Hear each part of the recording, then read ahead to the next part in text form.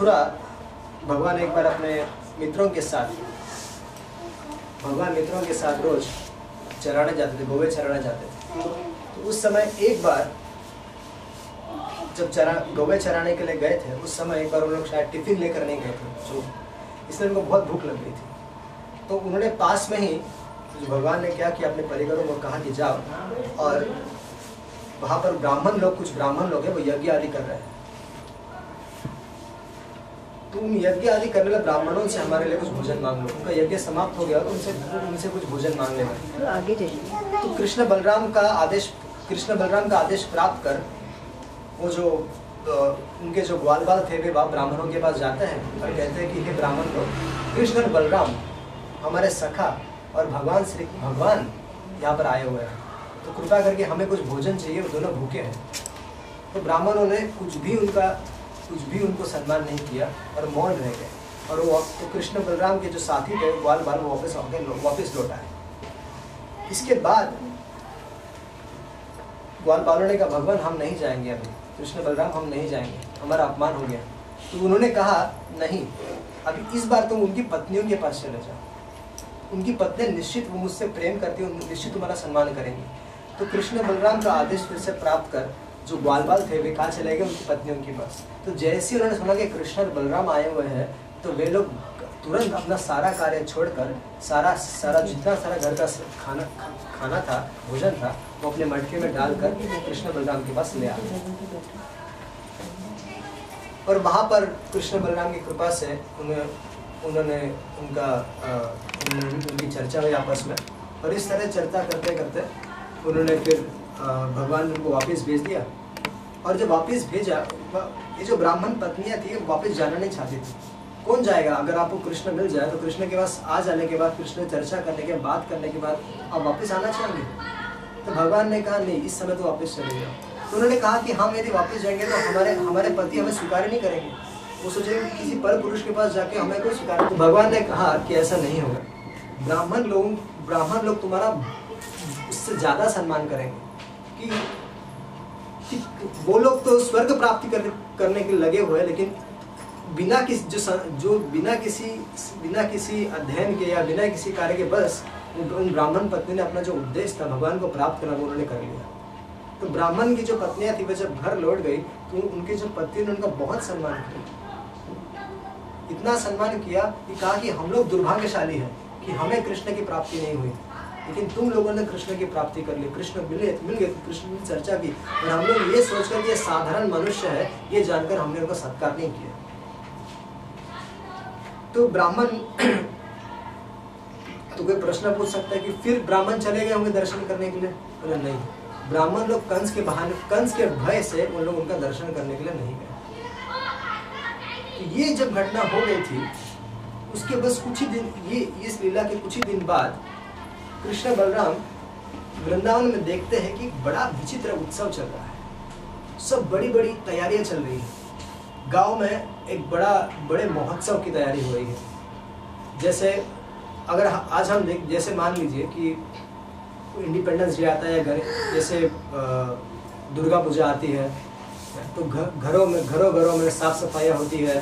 दिवाली आती है तो घरों में साफ सफाई होती है, सब पेंटिंग किया जाता है, और ताकि घर थोड़ा अच्छा लगे, ताकि हमारे घर पे यदि अतिथि आए तो उनको प्रसन्नता लगे। इस तरह से घरों को सजाया जाता है। तो उसी तरह से इंद्र पूजा करने, इंद्र यज्ञ चलने वाला है, और इंद्र यज्ञ ब्रज का बहुत बड़ा महोत्सव था, बहुत बड़ा। और इसलिए सारे जो लोग थे, ब्रज के जितने सारे लोग थे, वे सब इस इंद्र यज्ञ की तैयारी में लगे हुए थे। तो भगवान ने देखा कि कोई यज्ञशाला में यज्ञ कुंड बना रहा है, कोई झाड़ू मार रहा है, तो कोई घरों को पोत रहा है।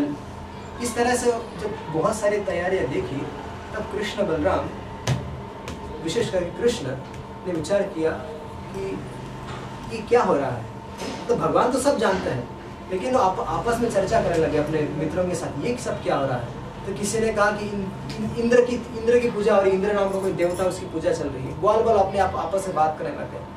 तो भगवान ने देखा कि एक बड़े हॉल में सारे जो गांव के जो बड़े बड़े लोग हैं, उनकी इष्टा गोष्ठी चल रही है, आपस में लोग चर्चा कर रहे हैं। तो वे लोग सारे जो भगवान की ग्वाल बाल मित्र थे, सब लोग जाके रोज इष्टा गोष्ठी जहाँ चल रही थी उस हॉल में जाके खड़े हो गए। अब मान लीजिए जहाँ पर बड़े बड़े लोग मीटिंग कर रहे हैं वहाँ पे छोटे छोटे बच्चे आ जाए तो कैसे आप लोग उसको जाओ जाओ जाओ बच्चों घर जाओ घर जाओ। तो उसी तरह से नंद बाबा आदि सब लोगों ने भगवान इत्यादि बच्चों को कहा कि आप लोग घर चले जाइए, यहाँ पर आपको कोई काम नहीं है। तो भगवान ने कहा कि पिताजी हमको जानना चाहते हैं कि हम लोग यहाँ पे थोड़े समय तक यहाँ पर रुक जाए। हमारे यहाँ पर गांव में बड़ी तैयारी चल रही, तो हम जानना चाहते हैं कि तैयारी किस कार्य की तैयारी चल रही। हम जानना चाहते हैं कि ये जो आप कार्य कर रहे हैं, इंद्र यज्ञ जो कर रहे हैं, क्या ये शास्त्र सम्मत है? देखिए, दो तरह के कार्य होते हैं। आज हम लोग घरों में भी, हमारे घरों में बहुत सारे हम लोग कार्य करते रहते हैं। एक तो लौकिक होते हैं, लोक में प्रचलित कार्य होते हैं, दूसरे जो शास्त्रों द्वारा लिखे गए हैं। तो भगवान पहला प्रश्न ये पूछ रहे हैं कि ये किस उद्देश्य से किया जा रहा है, इसका क्या कारण है, और ये करने से हमें क्या फल मिलेगा, और ये क्या ये शास्त्र सम्मत है, ये लौकिक है, ये लोक में प्रचलित है इसलिए आप लोग कर रहे हैं, या ये शास्त्र सम्मत है। तो इस तरह से प्रश्न जब पूछा तो वहाँ के कुछ लोगों ने कहा कि आप ये बच्चे होते हुए तुम लोग ऐसा प्रश्न क्यों कर रहे हो? तो भगवान ने कहा, देखिए पिताजी, यदि आप हमें बताएंगे तभी ना हम जाके आगे करेंगे। क्योंकि हमारे परिवारों में कुल देवता की पूजा होती है, या फिर कुछ ऐसे रीति रिवाज होते हैं जो हम चाहते हैं कि हमारे बच्चे भी सीखें, चाहते हैं ना। तो हम उन बच्चों को ट्रेनिंग देते हैं कि भैया ऐसा करो। जैसे अगर हमारे घर में बच्चे तो उनको भगवान के मंदिर में प्रणाम कैसे करना है, ये कैसे करना है, सब छोटी छोटी चीज़ें बताते जाते हैं। उस तरह से भगवान ने कहा कि हम लोगों को सीखने की इच्छा है, प्रभु की हम लोगों को सीखने की इच्छा है कि आप हमें समझाइए पिताजी, यदि आप हमें नहीं बताएंगे तो हम लोग कैसे करेंगे। तो भगवान ने इस तरह करने पर पिताजी ने विचार किया कि ये है तो बच्चा है, लेकिन बात एकदम बुद्धिमानी की कर रहा है। तो नंद महाराज ने विचार किया, ठीक है, कभी ना कभी तो इनको बताना ही है कि नहीं, कभी ना कभी तो बताना ही बच्चों को। अगर हमारे घर पे अगर कोई रीति रिवाज है तो बच्चों को समझाना है, तो कभी ना कभी तो शुरू करना ही पड़ेगा। चलिए आज ही से शुरू कर देते हैं, ताकि ये भी भविष्य में जाकर इंद्र की पूजा कर सके। अब भगवान सर्वज्ञ है, सर्वव्यापी है, सब कुछ जानते हैं, यज्ञ क्यों चल रहा है ये भी जानते हैं। अरे जिन्होंने 6 दिन के थे जब उन्होंने पुतना का वध कर दिया, 3 महीने के थे जब तृणाव्रत का वध कर दिया, तो ऐसे कई घटनाएं ऐसे की जिन्होंने भगवान ने अपनी भगवत्ता स्थापित की है। भगवान छोटे से 6 दिन के हो या 125 साल के, भगवान तो भगवान है। हर स्थिति में, हर समय में, हर काल में, सब परिस्थिति में भगवान है। तो यहाँ पर भगवान सर्वज्ञ, सब कुछ जानते हैं, लेकिन फिर भी इस तरह से प्रश्न कर रहे थे। भगवान को ये बर्दाश्त नहीं हुआ कि मेरे परिकरों से इंद्र पूजा स्वीकार करें। कि ब्रजवासी लोग मेरे परिकर हैं, मेरे भक्त हैं, और इंद्र एक साधारण देवता होकर मेरे ब्रजवासियों से इंद्र पूजा स्वीकार करेगा। इंद्र की इतनी हिम्मत हो गई। तो भगवान वास्तव में इंद्र का मान मर्दन करना चाहते थे, इंद्र का घमंड चूर करना चाहते थे। इसलिए भगवान ने ये इंद्र को ललकारने के लिए, इंद्र को चैलेंज करने के लिए भगवान ने ये प्रश्न पूछा था। किसी तरह से भगवान को ये चीज रोकनी थी। श्रीपाद जीव गोस्वामी कहते हैं कि भगवान तो 7 साल के थे जब उन्होंने गोवर्धन धारण लीला की। इसका अर्थ है कि पहले के 6 साल भी उन्होंने ये इंद्र पूजा देखी होगी। तो जो पिछले साल भगवान ने भी विचार किया था, पिछले साल जब 6 साल के थे तभी उन्होंने विचार किया था कि इस बार तो होने दीजिए, अगले साल इंद्र की पूजा नहीं होने दूंगा, अगले साल इसको रोकना है। वास्तव में भगवान खुद ही, श्रीधर स्वामी कहते हैं कि भगवान खुद ही सबके हृदय में प्रेरणा लेके इंद्र पूजा करवा रहे थे, ताकि कभी भविष्य में भगवान को गिरिराज को उठाना था। और 7 दिन तक, 7 रात तक सारे सब लोगों को एक साथ उनको अपना दर्शन दिलवाना था। इस तरह से भगवान ये विचार करके सबको प्रेरित कर रहे थे कि करो इंद्र पूजा। लेकिन अब भगवान ने इसको रोक दिया। अब भगवान पूछते हैं कि इस तरह से प्रश्न भगवान के सुनने पर नंद महाराज ने कहा कि बेटा, जो इंद्र जो है ना वो मेघपति है। उन्हीं से, उनके ही जो मेघ है उन्हीं के स्वरूप है, उनसे वर्षा होती है और उसी से हम जो कृषि पर जीने वाले जो लोग हैं, उनकी जो खेती बाड़ी जो करने वाले लोग हैं, उनका जो धन क्या है? खेती। तो उसमें धरती में जो पानी, धरती में जो मीठा पानी है, या धरती जो ये देती है, जो धन धान्य देती है, वो इंद्र की कृपा से तो मिलता है हमें। इंद्र जब वर्षा करते हैं तो उस वर्षा के कारण धरती फलित होती है और उससे हम लोग जीते हैं। तो जो जल देवता है वो इंद्र का ही स्वरूप है। तो यदि इंद्र जल नहीं देंगे, और विचार करो पुत्र कि जिस इंद्र जब वर्षा करता है तब हमें सब धन मिलता है, खेती बाड़ी में जो हमें गेहूं चावल इत्यादि मिलता है, ये सब इंद्र के द्वारा दी गई वस्तु है। तो हम उसी वस्तु से अगर इंद्र को थोड़ा सा दे दे, उससे क्या क्या बिगड़ जाएगा? सही बात है। थोड़ा सा इंद्र की वजह से अगर मिल रहा है तो हम इंद्र को दे रहे हैं। देखो बेटा, जैसे गंगा जी की हम पूजा करते हैं तो गंगा जी का पानी उठाकर गंगा जी में अर्पित करते हैं, तो वैसे इंद्र द्वारा कुछ चीजें मिल रही है तो उसको इंद्र को वापस कर थोड़ा सा दे रहे हैं, तो क्या क्या बिगड़ जाएगा? और देखो बेटा, ये कुल परंपरा है, इससे ईर्ष्या मत करना, इससे द्वेष मत करना, और इसको रोकने की तो सोचना भी मत। जो इससे रोकने की विचार करेगा वो क्या होगा? उसका अमंगल होगा, उसको कभी कल्याण नहीं होगा। देखिए हमारे घर परिवार में भी इस तरह के कई सारे छोटी छोटी चीजें पूजाएं होती रहती हैं, जो हम लोग, जो शास्त्र में नहीं लिखी होती, लेकिन जो लौकिक होती है, कुल परंपरा से चली आती है। तो ऐसे सब, ये सब जो पूजाएं हैं घर पे, जो भगवान के, कृष्ण से संबंधित नहीं है, देवताओं के संबंधित है, उनका खंडन यहाँ पर किया जा रहा है। भगवान किस तरह से खंडन करता है इस चीज का देखेंगे हम लोग, क्योंकि भगवान ये बर्दाश्त नहीं कर सके कि ब्रजवासी जो उनके प्रेमी हैं वो इंद्र की पूजा कर रहे थे। तो इसलिए भगवान ने एक सिद्धांत स्थापित किया, कर्म मीमांसा। कर्म मीमांसा ये वास्तव में ये सिद्धांत तो गलत है। मतलब कर्म मीमांसा, कर्म ही ईश्वर है, कर्म की पूजा करनी चाहिए, कर्म से ही सब कुछ होता है, कर्म ही सब कर्म की बातें कर रहे थे भगवान। लेकिन एक कर्म सिद्धांत भगवान ने इसलिए प्रेजेंट किया, एक ही कारण था। श्रीधर स्वामी कहते हैं एक ही कारण है, ताकि उन लोगों का जो चित्त था, उन लोगों की जो इंद्र की जो पूजा करने की जो मानसिकता थी वो चेंज हुआ। इस कर्म सिद्धांत को, कर्म मीमांसा फिलॉसफी को हमें स्वीकार नहीं करना है। देखिए फिलॉसफी ये है कि चाहे जो कुछ भी हो सब कुछ कर्म ही है। अगर अच्छा कर्म करेंगे तो अच्छा फल मिलेगा, बुरा कर्म करेंगे तो बुरा फल मिलेगा। और अच्छा कर्म करेंगे या बुरा कर्म करेंगे, जो भी है, लेकिन उसको देवता कुछ नहीं कर सकता। देवता चाहे तब भी हमारे कर्मों को बदल नहीं सकता। ये भगवान बोल रहे हैं, लेकिन वास्तविकता ऐसे नहीं है।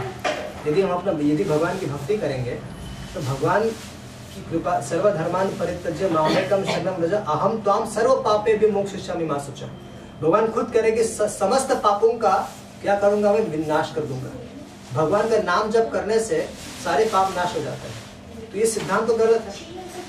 फिर भगवान कह रहे हैं कि सब कुछ कर्म से ही होता है। इंद्र कोई देवता है? इंद्र की कोई सत्ता ही नहीं है। इंद्र क्या करते, जो अगर मनुष्य को अच्छा कर्म करता है उसको उसका फल मिलता है, तो इससे इंद्र का क्या लेना देना।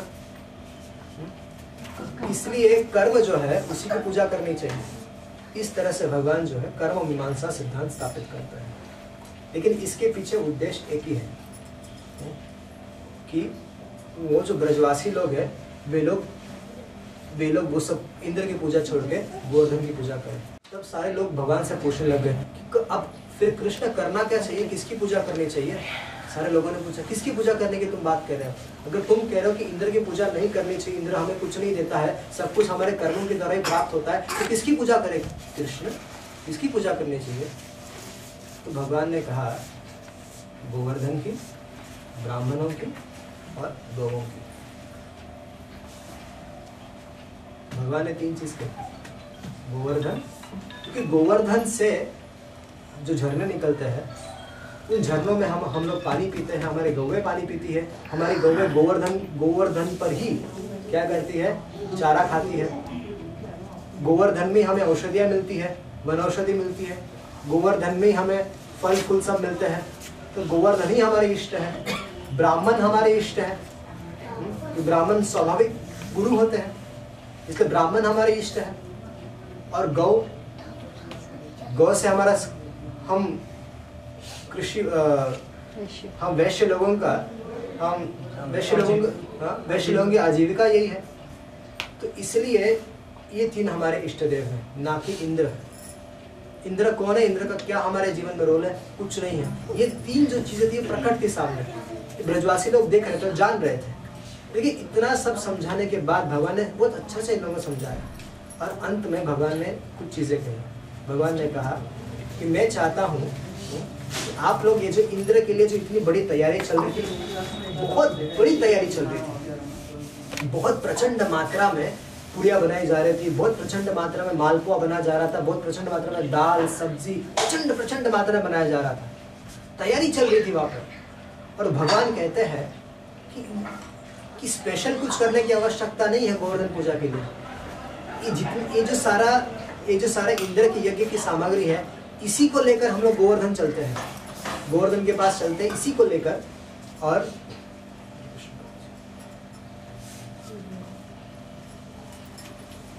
ये सारा सामग्री लेकर ही हम लोग इंद्र की पूजा करेंगे।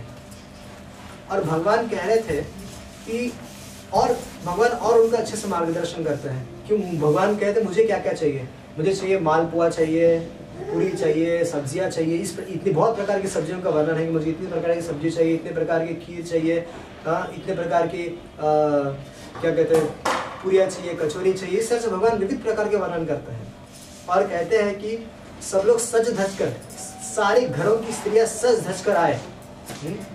पहले तो ब्राह्मणों की पूजा की जाए, फिर गौ माता की पूजा की जाए, फिर जितने सारे कुत्ते बिल्ली जितने सारे जानवर हैं हमारे ब्रज में, उन सबको उनका यथोचित सत्कार किया जाए, मतलब जो जो उनको चाहिए वो दिया जाए। और फिर उसके बाद गिरिराज गोवर्धन को भोग लगाया है। ये सब चीजें मैं चाहता हूँ। इससे गिरिराज गोवर्धन भी प्रसन्न होंगे, गौ भी प्रसन्न होंगे, और ब्राह्मण भी प्रसन्न होंगे, और सबसे बढ़कर मैं प्रसन्न होंगे। तो जब सारे ब्रजवासियों ने सुना कि ये कार्य करने से भगवान कृष्ण प्रसन्न होंगे, तब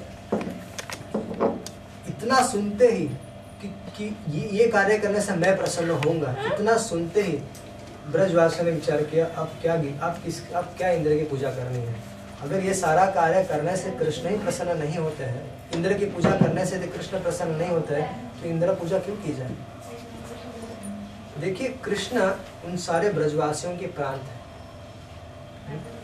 सोते जागते उठते बैठते केवल कृष्ण की ही वहाँ पे चर्चा होती है। वो वृंदावन है, ब्रज है वो, वहाँ पर कृष्ण उनके प्राण है। कृष्ण के अलावा जी नहीं सकते वो। बहुत करोड़ों जन्मों की भक्ति का उदय होता है तब किसी को, और प्रेम, भगवान का प्रेम प्राप्त करने के बाद ब्रज भगवान की लीला में जाने का अवसर प्राप्त होता है। जीव हम जैसे साधारण लोग यदि भगवान का प्रेम प्राप्त करते हैं तो उसको भगवान की भोग लीला में जाने का अवसर मिलता है। और भोग लीला में ब्रजवासियों के बीच में, जैसे हमारा जन्म, देखिए हम लोग भगवान के धाम कैसे जाते हैं, जीव भगवान के धाम कैसे जाता है। यदि मान लीजिए कि हमें भगवान की लीला में प्रवेश कैसे मिलेगा, यदि हम इस जन्म में भगवान के गुण रूप लीला आदि का श्रवण करेंगे, अच्छे से श्रवण करेंगे, तो उनके श्रवण कीर्तन से हमारे हृदय में प्रेम उदित होगा। वो प्रेम उदित होने के बाद हमारा शरीर छूटेगा। शरीर छूटने के बाद भगवान या गुरु महाराज और भगवान की कृपा से हमें भगवान की अन्य किसी ब्रह्मांड में जो भोग लीला चल रही है ना, जैसे भगवान ने इस ब्रह्मांड में जो लीला की थी 5000 साल पूर्व, वैसी जो लीला करके चल रही है, तो हमें उस लीला में जाने का अवसर प्राप्त होता है। उस लीला में हमारा जन्म होगा। किसी गोपी के गर्भ से हमारा जन्म होगा और वहाँ पर हम लोग अन्य ब्रजवासियों के साथ मिलकर हमारी ट्रेनिंग होगी। ट्रेनिंग मतलब हम लोग सीखेंगे किस तरह से कृष्ण की सेवा की जाती है, कैसे कृष्ण से लोग प्रेम करते हैं। तो ब्रजवासियों के साथ रहते रहते हमारी ट्रेनिंग जैसी होगी। जैसे मंदिरों में जो नए ब्रह्मचारी होते हैं, जो नए नए लोग जुड़ते हैं, उनको एक न्यू भक्ता ट्रेनिंग प्रोग्राम होता है। तो उनको कुछ समय तक पीले वस्त्र में लोग रहते हैं, 1 साल के लिए पीले वस्त्र में रहते हैं। वे लोग मंदिरों के जो निवासी भक्त हैं उनके अंडर में रह के ट्रेनिंग लेते हैं। उसी तरह से हम लोग भगवान की लीला में ब्रजवासियों के अंडर ट्रेंड होते हैं और भगवान की कृष्ण की सेवा करते हैं। उसके बाद हम लोग भगवान की नित्य लीला गोलोक वृंदावन में प्रवेश करते हैं। उसके बाद प्रवेश होता है। ऐसे उसमें और उसमें कुछ खास अंतर नहीं है। उसमें जाना मतलब परफेक्शन ही है वो। जब सबने ये सुना कि भगवान कृष्ण इस कार्य से प्रसन्न होंगे, तब उन्होंने इंद्र को प्रसन्न करने का जो अपना जो भी था, उन्होंने कहा ठीक है, अगर कृष्ण इस कार्य से प्रसन्न हो रहे हैं तो हमें यही कार्य करेंगे। तो सब लोगों ने कहा ठीक है। तो सब लोगों ने अपना सारा जो इंद्र यज्ञ के लिए जो तैयारी की गई थी, तो सारी तैयारी को लेकर सब लोग कहाँ पहुंचे? गोवर्धन पहुंचे। और गोवर्धन में उन्होंने सर्वप्रथम ब्राह्मणों के माध्यम से स्वस्ति वाचन करवाया। उसके बाद ब्राह्मणों से यज्ञ करवाया, बड़े बड़े यज्ञ होने लग गए। भगवान ने सब उनको समझाया था। अब एक बहुत ही अद्भुत बात चल रही थी। श्रीधर स्वामी बताते हैं कि जब खाना बन रहा था, जब ये सब तैयारी चल रही थी, भगवान ने अपने आप को अनंत रूपों में विस्तारित किया था और वो सारा कार्य संभाल रहे थे। जब गोवर्धन के लिए भोग बन रहा था, तो भगवान ने अपने आप को, भगवान पर्सनली ध्यान दे रहे थे। जहाँ पे पूरी बन रही है, जहाँ पे मालपुआ बन रहा है, ऐसे तो कई सारे पदार्थ गिरिराज गोवर्धन के लिए बन रहे थे ना। तो भगवान अपने आप को विस्तार करके हर एक ग्रुप में जाकर विस्तारित हुए थे। सब सारे कार्यों पर ध्यान दे रहे थे कि सब ठीक चल रहा है कि नहीं। उसके बाद इन्होंने सारा कार्य जब वहाँ पर पहुंचे, तो ब्राह्मणों के द्वारा स्वस्ति वाचन कराकर, ब्राह्मणों को यज्ञ करवाकर उन्होंने गौओं की पूजा की। और फिर वही गौवे, ब्राह्मणों को कुछ गौवे दान की, ब्राह्मणों को धन दिया, ब्राह्मणों को स्वर्ण दिया। इस तरह से ब्राह्मणों को संतुष्ट किया गया। उसके बाद उन्होंने जितने सारे, जैसे भगवान ने जैसे बताया था कि वहाँ पर जितने सारे जो जानवर इत्यादि है, ब्रज के जितने सारे जानवर थे, सब लोगों को उन्होंने यथा योग्य खिलाया पिलाया, संतुष्ट किया। गौओं की भी अच्छे से पूजा की। उसके बाद उन लोगों ने भगवान के आदेशानुसार उन्होंने गिरिराज गोवर्धन को भोग लगा दिया। और जब गिरिराज गोवर्धन को भोग लगा दिया, तब एक बड़ी आश्चर्यचकित घटना घट गई। गिरिराज जी के ऊपर, अभी सबके साथ तो कृष्ण थे, लेकिन गिरिराज जी के ऊपर बड़े कृष्ण, पहाड़ जैसे कृष्ण वहां पर प्रकट हो गए। और सब लोग आपस में लगे, अरे ये तो कृष्ण है, ये तो कृष्ण है। अरे नहीं, कृष्ण नहीं, तो गिरिराज जी है, गिरिराज जी। अरे गिरिराज जी देवता आ गया, खाने के लिए आ गया। तो जैसे इस तरह से आपस में खुशी का माहौल हो गया, कोई देवता प्रकट हो गया। आज तक इतने सालों से हम लोग इंद्र की पूजा कर रहे हैं, एक बार इंद्र नहीं आया, और एक बार गिरिराज जी की एक ही बार पूजा करके इंद्र प्रकट, ये देवता प्रकट, गिरिराज जी प्रकट हो गए।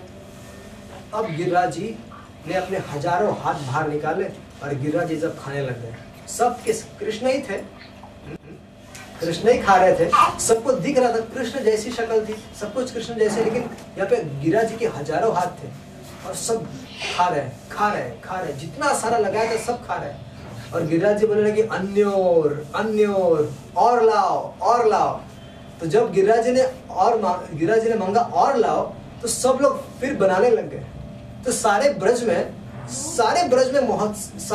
जितने सारे ब्रजवासी लोग थे, सब जगह अपने अपने घरों में लोग खाना बनाने लग गए। कि जब खबर पहुंच गई गिरिराज जी खा रहे हैं, तो सब ने अपने अपने घरों में भोग बनाया और ऐसे खड़े हो जाते थे। तो गिरिराज जी अपना हाथ लाकर उस भोग को ले लेते थे। तो ये और बनाते थे, गिरिराज जी मांगते जा रहे थे और भक्त लोग बनाते जा रहे थे। और मान लीजिए अगर कभी लोग जो मायावादी लोग रहते हैं, वे लोग कहते हैं कि आप लोग क्या भगवान को भोग लगाते, भगवान खाते हैं? भगवान निश्चित खाते हैं। और जब तो बोलते हैं कि कुछ लोगों की धारणा रहती है कि अगर भगवान सच में खा लेंगे तो हम लोग कभी भोग नहीं लगाएंगे, मतलब खत्म हो जाएगा, तो हम लोग कभी भोग नहीं लगाएंगे। तो कुछ भक्तों के कुछ आचार्य लोग टीका कहते हैं ऐसा नहीं है, अगर भगवान खाने लग गए तो भक्त लोग और खिलाएंगे। तो यहाँ पर एक कंपटीशन लग गया। गिरिराज जी खाते जा रहे हैं और भक्त लोग बनाते जा रहे हैं। जहाँ जहाँ सारे घरों में लोग उत्साह के साथ एक अन्नकूट महोत्सव चल रहा था। सब लोग बना बना के गिरिराज जी को खिलाते, गिरिराज जी अपना हाथ आगे करके खा रहे थे। इस तरह से गिरिराज जी खा रहे और उसके बाद जब गिरिराज जी संतुष्ट हो गए तब गिरिराज जी ने सब कुछ लौटा दिया। ऐसा नहीं कि गिरिराज जी ने सब खा लिया, गिरिराज जी ने सब कुछ अपने भक्तों को प्रसाद के रूप में सब लौटा दिया। तो भगवान को भी जो हम लोग भोग लगाते हैं तो भगवान उसको ऐसा नहीं समझना चाहिए कि भगवान नहीं खाते, भगवान भी खाते हैं उस चीज को और हम भक्तों के लिए अपना उच्चिष्ट लौटा देते हैं। भगवान सच्चिदानंद है। देखिए हम लोग, हमारी इंद्रिया दूषित है, हम लोग भगवान को देख नहीं सकते। अरे आकाश में उड़ता हुआ प्लेन हम देख नहीं सकते। अगर थोड़ा समय के लिए, अगर प्लेन तो आकाश में रहता है लेकिन हमारे सामने कुछ समय के लिए, थोड़े समय के लिए बादलों में घुस जाएगा तो हमें वो दिखाई नहीं देता। ऐसे कई सारी चीजें हमारी जो इंद्रिया वो पकड़ नहीं पाती। दूषित इंद्रिया है, कमजोर इंद्रिया है, लेकिन उन कमजोर इंद्रियों से हम लोग भगवान को भी नहीं देख पाते। लेकिन भगवान ऐसे नहीं है, भगवान दयालु है। भगवान कृपा करके हम लोगों के सामने अर्चा विग्रह के रूप में प्रकट है। क्यों प्रकट है? हमारी सेवा को स्वीकार करने के लिए, हमारी प्रार्थनाओं को स्वीकार करने के लिए, हमारी भक्ति में सहायता करने के लिए भगवान अर्चा विग्रह के रूप में प्रकट है। तो इसलिए हमारी सेवा को स्वीकार करते हैं, हम आरती करते हैं और हमारी सेवा करते करते हमारा जो इंद्रिया वो शुद्ध हो जाती है। और ये जो सेवा हम लोग करते हैं, यही सेवा भगवान की लीला में, हमारे ये शरीर छूटने के बाद यही सेवा हमारी उनके साथ ही कंटिन्यू होती है। भगवान को रोज सुबह उठाना, उनको खिलाना पिलाना, उनको सुलाना, भगवान को कपड़े पहनाना, ये सब भगवान को अच्छा लगता है। वही चीज स्वीकार करने के लिए भगवान अर्चा विग्रह के रूप में प्रकट है। और भगवान खाते कैसे? भगवान अपने आंखों से खाते हैं और अपने भक्तों के लिए छोड़ देते, प्रसाद छोड़ देते, ताकि उस प्रसाद को ग्रहण करके हमारी जो इंद्रिया दूषित इंद्रिया वो शुद्ध हो जाए। हमारा जो मन है, जो दूषित इंद्रिय भोग करने के कारण जो दूषित हो गया है, मलिन हो गया है, जिसमें भगवान को भगवान को पकड़ नहीं सकता, वो भगवान का प्रसाद खा के, भगवान का नाम जप करके उसको पकड़ने लगता है, भगवान की स्मृति होने लगती है। तो ये भगवान की सेवा करने का ही फल है ये। तो उसके बाद भगवान सबको संबोधित करते हैं, कहते हैं कि देखिए गिरिराज जी कितने कृपालु हैं। साक्षात गिरिराज जी हम लोगों पर दया करें, कृपा करें, हमारे सामने प्रकट हुए हैं। तो चलिए सब लोग इनको मिलकर प्रणाम करते हैं। तो सब ने गिरिराज जी को, भगवान ने स्वयं आचरण अपने द्वारा आचरण दिखाने के लिए सब लोग ने, भगवान ने भी प्रणाम किया गिरिराज जी को। और फिर भगवान ने कहा अब गिरिराज जी की सब लोग परिक्रमा करते हैं। तो सब लोगों ने अपने गौओं को आगे रखते हुए, स्त्रियों को और बच्चों को बैलगाड़ी में बिठाकर सब लोगों ने गिरिराज जी की फर्स्ट परिक्रमा की। भगवान ने स्थापित शुरू किया है। तो आज भी हम लोग गोवर्धन पूजा करते हैं, गिरिराज जी की परिक्रमा करते हैं। वो किस लिए करते हैं? क्योंकि भगवान श्री कृष्ण द्वारा यह स्थापित है। तब आज भी गिरिराज जी जो है वो साक्षात श्री कृष्ण है। एक एक शिला जो उसमें है वो साक्षात कृष्ण है। उसमें एक एक कण, गिरिराज जी पर एक एक कण भी है ना, वो साक्षात श्री कृष्ण है। वो कोई साधारण पर्वत नहीं है, वो साक्षात कृष्ण है। वो एक एक कण उस पर कृष्ण है। इसलिए हम लोग कुछ भक्त लोग रहते हैं, वो गिरिराज जी की शिला लाकर उनकी पूजा करते हैं। तो वो भी डीटी वर्शिप के जैसे ही है वो। तो गिरिराज जी के 2 मिनट में समाप्त कर दूंगा। गिरिराज जी के 2 तरह से पूजा होती है भक्तों के बीच में। एक तो भगवान के रूप में है, जैसे गिरिराज जी साक्षात कृष्ण है, और दूसरा हरिदास वर्य के रूप में। हरिदास वर्य का अर्थ है कृष्ण के दास के रूप में। राधा रानी गोपी गीत में यह वर्णन करती है कि 3 प्रकार के हरिदास हैं भागवत में। एक है महाराज युधिष्ठिर, जिनको हरिदास कहा गया है कि समस्त हरिदासों में वो श्रेष्ठ है। कौन? युधिष्ठिर महाराज। उनके जैसे उनका समर्पण है कृष्ण के प्रति, उनकी सेवा भाव है, उनका और किसी का नहीं है। दूसरे हरिदास है उद्धव जी महाराज। उद्धव जी भी सर्वश्रेष्ठ भक्तों में आते हैं। लेकिन राधा रानी कहती है कि ये जो गिरिराज जी है ना, ये हरिदास वर्य है, अर्थात हरिदासों में ये सर्वश्रेष्ठ है। क्यों? क्योंकि इस गिरिराज जी ने अपना सब कुछ कृष्ण के लगा दिया है। जब ठंडी होती है ब्रज में, तो भगवान श्री कृष्ण की जो गुफाएं है वो हीटर जैसा काम करती है। और इनकी जो शिलाएं है वो गर्म हो जाती है। तो गिरिराज जी पर भगवान या उनके सारे ग्वाल बाल या गोपियों के साथ जब भगवान आते हैं तो गिरिराज जी गर्म हो जाते हैं ठंडी के दिनों में, और गर्मी के दिनों में गिरिराज जी ठंडक देते हैं। और भगवान की विविध लीलाओं को पूर्ण करने के लिए गिरिराज जी अपनी गुफाओं में भगवान के लिए विविध प्रकार के सोने, बैठने के स्थान और विविध प्रकार की लीलाओं के लिए गिरिराज जी स्वयं तैयारी करते हैं। तो इसलिए राधा रानी का ये भाव है, राधा रानी कहती है कि जो गिरिराज जी है ये साक्षात ये हरिदास वर्य है, समस्त हरिदासों में ये सर्वश्रेष्ठ है। तो ऐसे हरिदास वर्य गिरि गोवर्धन के चरणों में हमारा साष्टांग प्रणाम। तो आज यही तक हम लोग रुकते हैं। कल हम लोग इंद्र ये जो पूजा चल रही है ब्रज में, इसको इंद्र देखते हैं। इंद्र अपने दूतों को भेजता है कि देखने के लिए कि ये सारी जो पूजा चल रही है, इंद्र अपने जो देवता है उनको भेजता है कि देखने के लिए क्या क्या हो रहा है ब्रज में। हर साल मेरी पूजा हो रही है, इस बार कैसे पूजा हो रही है मेरी। तो सारे जो देवता होते हैं वे इस सारी घटनाओं को देखते रहते हैं, और वो जाकर कृष्ण की कंप्लेंट करते हैं इंद्र को, और इंद्र क्रोधित हो जाता है। उसके बाद वो क्या क्या कांड करता है और ब्रजवासियों को किस तरह से परेशान करता है और भगवान उसका तोड़ कैसे निकालते हैं, ये सब हम कल चर्चा करेंगे। हरि बोल।